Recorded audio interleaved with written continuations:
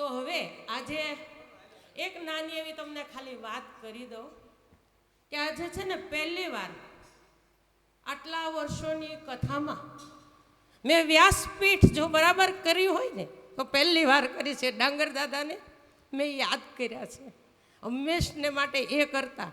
અને એમની સાથે અમારે પ્રભાબેન જે સુરતથી આવે એ જે મેં હમણાં વિડીયો કોલ કરીને એમને જે કથા અને આપણું મંડપ એ બધા જે દર્શન કરાવ્યા એ પ્રભાબેન, એમની સાથે હંસાબેન, એની સાથે ઘણા બધા બહેનો છે, મધુબેન છે, મારા પોતાના ભાભી છે. આ એવું ગ્રુપ છે કે બધા દર વર્ષે આવે અને પોતાની કથા સમજે, મને ક્યાંય ખબર ન પડવા દે. અને ડાંગર દાદા તો 4 વાગ્યાના ઉઠી જાય, નાહી ધોઈ પૂજાના પાઠ કરી અને આવે વ્યાસપીઠને પોતાના નેપકિનથી ઝાપટે, ક્યાંય કરચલી ન રહેવા દે, સરસ બીછાનું કરે, પોથી સરસ ગોઠવે, પછી પોતાના ખિસ્સામાંથી અત્તરની બોટલ કાઢી અને સરસ મજાની ત્યાં વ્યાસપીઠ ગોઠવી દે.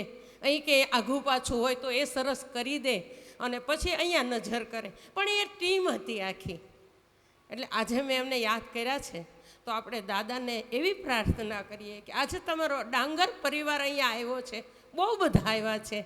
આજે હું એમને નહીં ઊભા કરું, પણ એક દિવસ સ્પેશિયલ એમને જ આરતી માટે ઊભા કરીશ કે એ પણ રાજી થાય અને આ બધાને પણ ખબર પડે કે આ પરિવાર શું છે એમ. એટલે ખૂબ જોડાયેલો છે. અમારે મુકુંદભાઈ છે, અશોકભાઈ મારી સાથે પહેલી વાર છે, પણ બધાની સરળતા એવી છે કે તમને આમ છું જાય કે ના ના આખો પરિવાર, ભાઈઓ બહેનો, નાની નાની દીકરીઓ આવી છે તો બધા જ એટલું સરસ કે જો કે તમે બધા તમારી પોતાની કથા જ માનો છો. અને એની સાથે આજે ગરબામાં જે રમતા હતા એમાં 2-5 બહેનોને મારે એવું પણ કહેવું પડ્યું કે તમે ફરતા ગોળમાં રમો. એનું કારણ એક એ હતું કે આ જે માળીઓ બધા આવ્યા છે ને એ ભાવનગર એક એવું માતૃવંદના, તમારું મંડળનું નામ છે ને માતૃવંદના, એવું એક મંડળ ચાલે છે. એમાં આવા બધા જ વિધવા બહેનો, એમાં ઘણા બધા બહેનોને તો પોતાનું સંતાનય નથી અને 100 વિધવા, એવું મંડળ ચાલે છે. એમાંથી આ બહેનોને આપણે લઈ આવ્યા છીએ કે માળીયું તમે આવો, હરિદ્વારમાં રોકાવ, કથા સાંભળો અને માં ગંગામાં નાવ. આનાથી વિશેષ શું હોય? એ તો જિંદગીમાં એને ક્યાંય નીકળીએ કેમ નહોતા કે અમે ક્યાંય નથી ગયા બેન. એટલે એ માળીઓને મારે વચ્ચે રમાડવા હતા. એ એકલા એની મસ્તીમાં રમે, એનો ફોટો વિડીયો કરીને એનું જે આખું મંડળ ચાલે છે એને મારે મોકલવા હતા કે આ માળીઓ બધા અહીંયા કેવો આનંદ કરે છે. તો એના માટે થઈ અને જે કોઈ સદભાગી બન્યા છે, જે કોઈનો સહયોગ છે, જે કોઈનો પુરુષાર્થ છે એ આપણને છૂજાય. અને હું તો કાયમને માટે કહું છું કે ઈશ્વરે જો તમને આપ્યું હોય ને તો તમે આવા કોકને પકડી પકડીને લાવો, હરિદ્વારમાં એને કથા સંભળાવો, એને ગંગાજીમાં નવડાવો, તમારી 7 પેઢી તરી જાય ને એટલા એ આશીર્વાદ આપશે. એની પાસે મૂડી નથી પણ આશીર્વાદની ખાણ છે. હવે એ બધા જ બહેનો કામ કરે છે.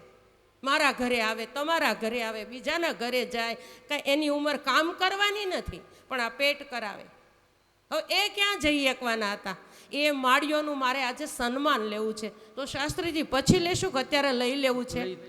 લઈ લેવું છે. માયાબેન, આમાં જેણે ડોનેશન આપ્યું છે મારે સેવા કરવાની છે. જરૂર પડે ત્યાં મારો સહયોગ આર્થિક હશે, પણ એમના જે દાતા છે એ સુરતની અંદર મારો ભત્રીજો છે, જેઠનો દીકરો છે. ભાવનગરવાળાએ ડૉક્ટર બિપિનભાઈ બલરનું નામ સાંભળ્યું છે, ગોપીનાથ ઓર્થોપેડિક હોસ્પિટલ. જેને સાંભળ્યું હોય એ ઊંચો હાથ કરે. બિપિનભાઈને નામ સાંભળ્યું હોય, ઓળખતા હોય, બરાબર? બિપિનભાઈના સગા કાકાના દીકરા રોહિતભાઈ બલર બહુ મોટા બિલ્ડર છે સુરતની અંદર.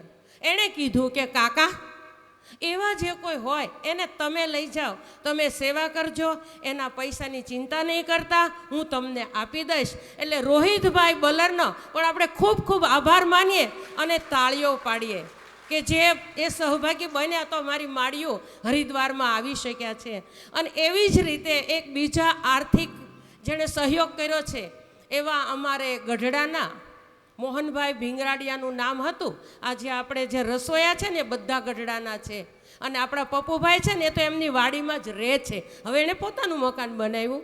તો એવા મોહન દાદાના દીકરા, બહુ સામાજિક કાર્ય મોહન દાદાએ કર્યું છે કે જે મોહનલાલ કરમચંદ ગાંધી કે એક પોતડી પહેરે અને સમાજ માટે કાર્ય કરે એવો જો કોઈ બીજો મોહનભાઈ ગાંધી થયો હોય ને તો માધવજીભાઈના પપ્પા છે. પોતે ખૂબ સાદા રહ્યા છે. કરોડોની કમાણી પણ બીજાના માટે, પોતાના માટે એણે કાંઈ વાપર્યું નથી. તો એવા માધવજીભાઈ મોહનભાઈ ભીંગરાડિયા ગઢડાના છે અને હાલમાં સુરત રહે છે. એમણે પણ ડોનેશન આપ્યું છે. તો આવું હું એવું કહું કે તમે એક એકનું કરો.